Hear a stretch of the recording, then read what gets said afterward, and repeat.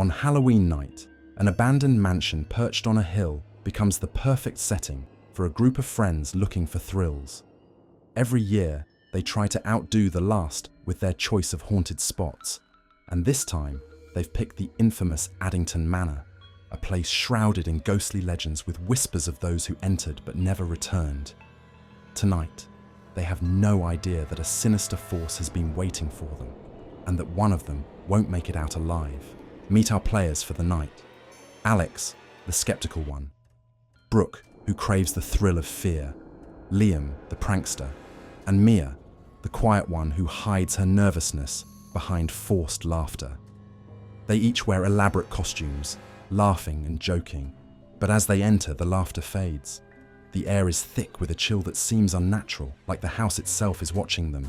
They split up, wandering the dark, dusty halls and exploring the rooms, filled with remnants of past occupants, faded photos, broken furniture, strange symbols drawn in chalk on the walls. But then they hear it, the heavy thud of footsteps, but no one else is there. Nervous laughter turns to silence. They try to convince themselves it's just a creaky old house. Midnight strikes, and they decide to play a game, hide and seek. One by one, they scatter into the darkened corners of the mansion. But as the game goes on, Brooke realizes something. She's been hiding for what feels like hours, but no one has come looking for her. She decides to head back to the foyer. Minutes pass, then an hour, but Liam doesn't show up. They call for him, their voices echoing through the empty halls, but all they hear in return is an eerie silence. Then, Alex finds something on the floor. Liam's mask torn and covered in a thick, dark liquid. They begin to panic, searching every room, every dark corner. In the dining hall, they see a shadowed figure standing in the corner, its back turned to them. It wears a mask, a grotesque, old-fashioned face that looks almost human. The mask's empty eyes lock onto Alex. He stumbles back, a scream caught in his throat as he realizes the figure isn't wearing a mask at all. It's the face of a man long dead, with decayed skin and hollow eyes that seem to absorb the very light around them. The guest smiles, a slow, twisted grin.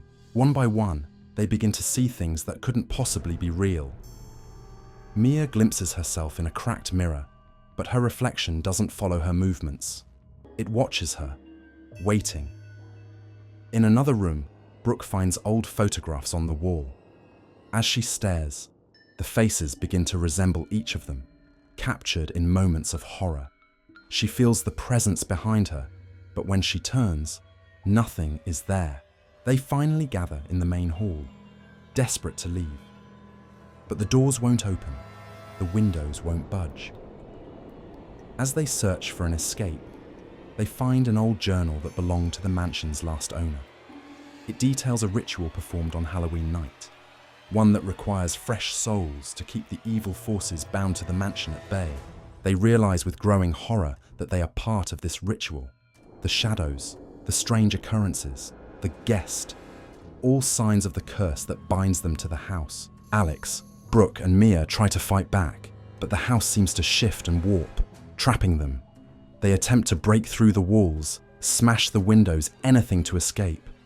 But each time, they find themselves back where they started, as if the mansion itself is playing a cruel game. As the sun rises, the final survivor stumbles out of the mansion, gasping for air, but something feels off.